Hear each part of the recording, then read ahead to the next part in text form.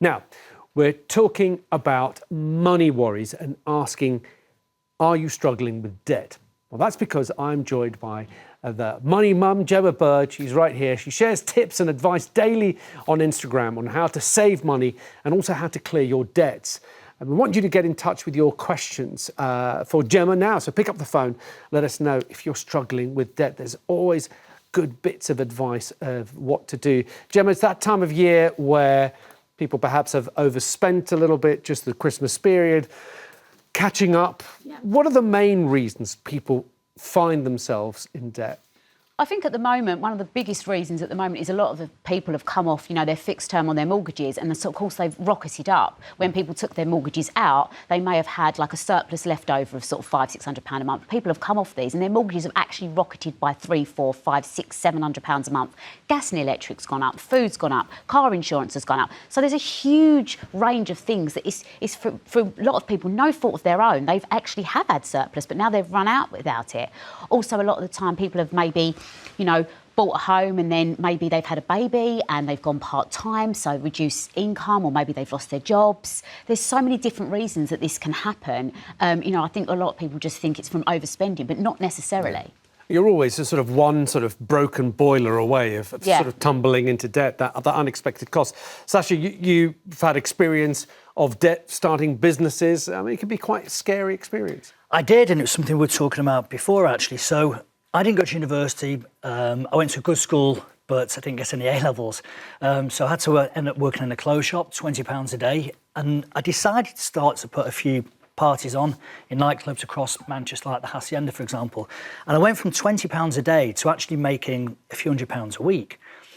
I was living at a bedsit in Salford. All of a sudden I got very excited, this is a new life. Not realising that actually when you're self-employed, it's a roller coaster, good weeks, bad weeks. So at the age of 19, I moved to a bigger flat. I got credit cards, store cards, all this debt I was accruing. We're all making the same face. All of a sudden, yeah, my outgoings were far more than my incomings. And I wish you'd been around actually in 91 to help out. But probably wasn't born yet. No, thanks. Don't worry, I was. It was actually, so for a 3-year period, bailiffs were quite common. When I was like 19, 20, 21. It was actually my grandparents that sat me down and said, look, and bearing in mind, they lived through World War II, so they were used to rationing, putting money to one side for a rainy day. And it was them that explained you always have to have, if you can, money to one side for a rainy day. But just on that point now, this is why I'm passionate that I think this has to be part of the school curriculum. Yeah. It really does. Education from very young age. Have we normalised debt, Angela? I remember, I sort of grew up in Greece, and the idea of debt was sort of non-existent because interest rates were so high that nobody went into debt. Other cultures deal with debt differently. Have we normalised debt in this country? We've made it a very acceptable talking point, and it's not stigmatised anymore. And I think that there's pros and cons to that. On the one hand, you want people to access the help that they need if they're in that terrible situation. They've gone down a financial rabbit hole. But on the other hand, you don't want it to make it sort of so acceptable that it's okay to embrace. And it's interesting what Sasha said, because my kids have now been, one's at university and the others have been through university. And in my day, the government not only paid you fees, but they gave you something to live on. And there's more kids going to university now than ever before, going into higher education because, why not? Because we're told education, that's the way forward. And then there's this huge student loan. So we've got a whole generation, before all the things that you say, Gemma, about unexpected rises of food and all this stuff, a generation are emerging into that stage of life with debt. So when you say, is it normalised? Yes, because we've normalised it for kids. OK, let's look at some of the solutions, because we've talked about the problems. I know people out there understand the problems. 11 million people are struggling with debt at the moment. Jenna, you've narrowed it down to 3 big tips. Let's kick off with the first one. It's a pretty simple one, but it's a big one. Write down how much you spend. Yeah, and this, I'm really passionate about this. Never sort of earning loads of money myself and always having to be careful and being brought up in a home like that with my mum and my dad, and they were always like this. You've got to be so careful. It's about writing everything down, and it sounds such an obvious one, but when I say everything, I literally mean Do you buy a cup of coffee on the way to work every single day? If you do, and that is a pattern of your spending, write it down, because then that's when you can be true to yourself and then go, okay, right, I am spending £2,000 a month, but I've only got £1,800 a month coming in. Then you know there's a problem. Then you can have a look and go, okay, is there anything I can tweak? Can I tweak this by £200? If you can't, maybe it's that, that you then need to look at other things that you can move about first. So writing things down, I think when you see it, it holds you accountable for it, and it makes you realise patterns, because sometimes it could be you're getting a takeaway every week, or, you're doing these certain things, which is absolutely fine, but writing it down is just so important. OK, start by writing everything down. I mean, also, if you're spending on cards that are linked to apps have now become very good at marking down everything that you spend. So that's sort of an easy way as well to keep hold of your spending. Next up, consolidate your debt into a 0% card, which I think that's what everybody has tried at some point. Yeah. Of looking for that credit card that gives you 0% interest on balance transfers. Yes, exactly that. And if you can do that, then that's absolutely great. It could be that you've got 3 credit cards. Can you move them? And then in 18 months' time, can you move them again? Obviously, it seems like an obvious one, but it might be something that you've not looked into, and maybe you've got one that's still sitting there that's giving you a high interest. It's worth having a look. Is there anything you can do to move that around? Mm-hmm. Where would you look for those 0% interest cards? Where would you go to find the best deals? Where would you start? I'd literally always just start in Google, go onto comparison sites, have a look at money sites, what are they offering, go into them and see if they can help you. As you say, it's probably something that maybe if you've got credit cards, you've already looked into, but I still sometimes think there's going to be people out there that haven't thought of doing that yet. But of course, the idea will also be you have to maintain those payments. So if you're paying, let's say, £100 a month at the moment, but you're also paying interest on that, there's no good transferring it to zero interest, for example, and not continuing to pay at least that £100 that you were before. Yes. So your outgoings are not going to reduce, but you're paying your debt faster. You're paying your debt faster because you're not accruing any more interest on it. So, That's for example, if you've got £5,000 on there and you move to something that's 0%, it's not going to keep going up each month. It's going to stay at that £5,000 for that fixed term. That may only be for 1 year. It's £5,000 for 1 year. But then at least you've got a chance of getting in front of yourself. Stopping your debt from growing. The last one that I think is also very important is, make a plan and ask for help.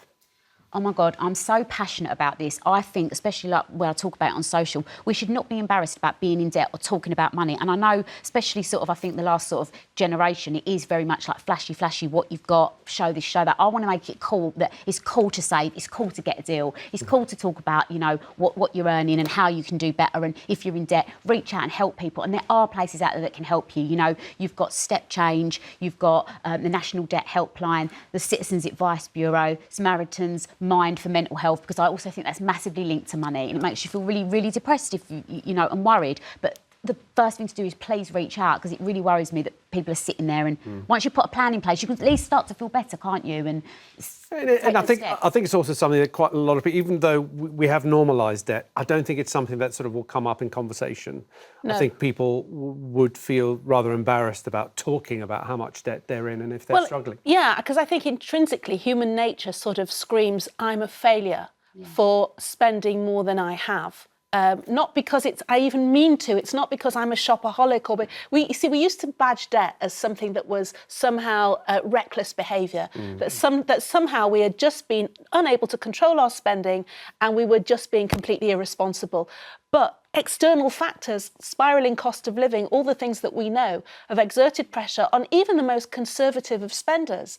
And that's why, it's very hard for people with that mindset to reach out. I'm so glad you're saying these things, because it's true. It's, people are suffering. Well, let's speak to someone who's going to join us now who hasn't been scared of opening up about their journey with debt. Yasmin Camilla found herself in £38,000 worth of credit card debt and realised she needed to start tackling it. Yasmin, thank you so much for giving us your time. Thank you. Hi. Look, I've got to ask, Yasmin, how did it get to that point of £38,000 on credit cards?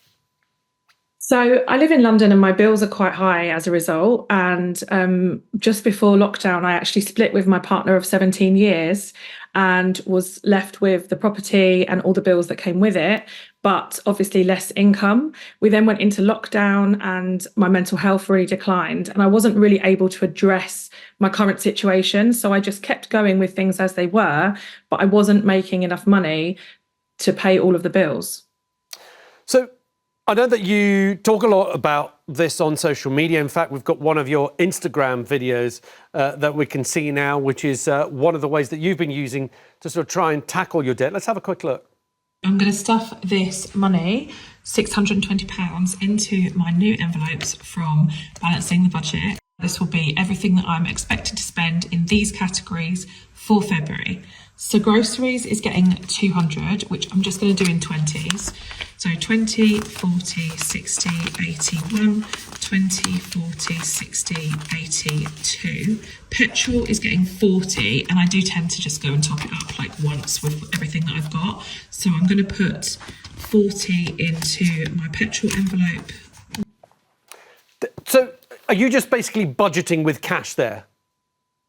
Yeah, one of the things with me is partly just my nature. I grew up in a household where debt was very standard, and I also have ADHD, so I'm quite impulsive. And I found that it was the card payments and the payments, like Apple Pay payments on my card, that were the thing that was tripping me up. Even when I was trying to budget and spend less money so that I could pay my debt off, that's what was tripping me up. I wasn't aware of what I was spending. So I turned to cash stuffing, which is I leave everything in my bank for my direct debits and my bills, and a little buffer because obviously not everywhere takes cash. And then I take out the rest of the money that I have available for the week or the month, however I'm doing it, and allocate it to the different categories. It's never perfect. Sometimes, I need to steal from one pot to pay for another, but it has really helped me retrain my brain. And also it's a tangible way of seeing that I'm staying on budget and being able to congratulate myself for the little wins. Gemma, this is a weakness, I think, that a lot of people will suffer. I remember when credit cards first came around, the first one I remember was Access, the Access credit card. I remember my grandmother using it. And every time I remember her using it, she would say, oh, well, we're not paying for it. We're going to put it on the credit card, which, of course, is the sort of road to ruin because you are paying for it. And also you're paying more for it down the line if you don't pay it off straight away. So what do we do for people like Yasmin there who have got their weakness is not just the budgeting, it's just using that card, that ease of tapping your phone and you've paid for it, you can walk away?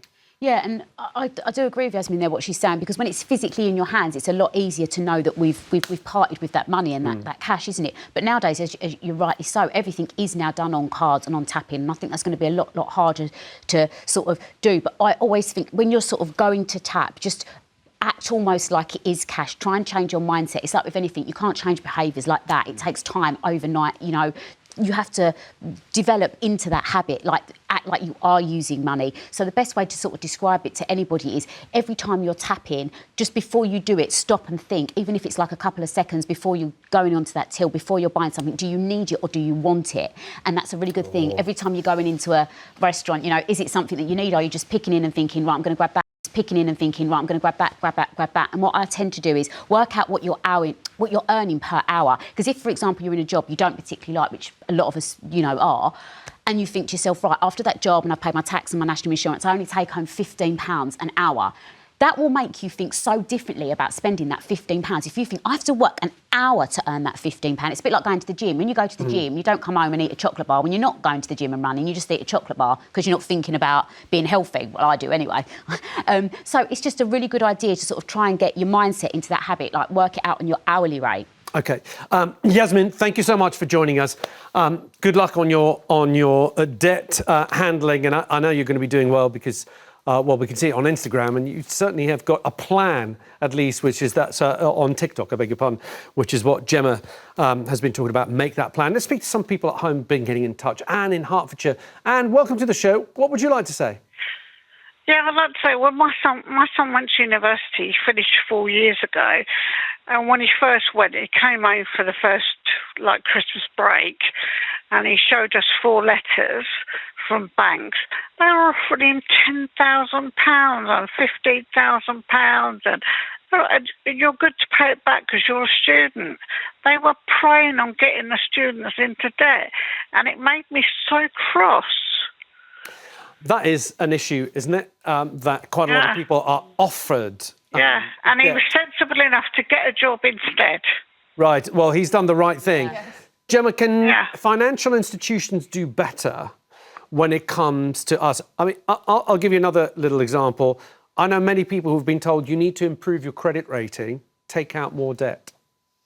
which seems to be completely illogical, but companies want to see you handle debt in order to give you a better credit rating.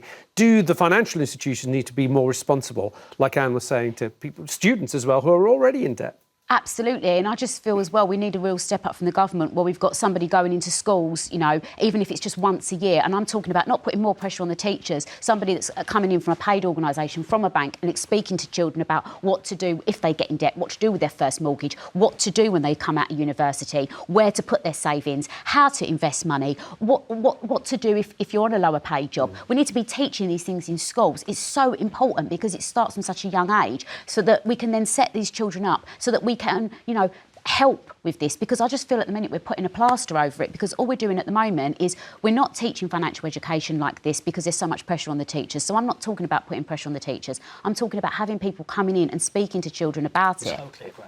Yeah, I think we're all in agreement with that. Thank you, Anne. Well, Gemma has already mentioned some charities where you can ask for help, but I just wanted to repeat those for you now. You can get in touch with Step Change, the debt charity, by calling them on 0800 138 1111. That's Step Change. Or you can also call the National Debt Line. They are on 0808 808 4000. That's 0808 808 4000.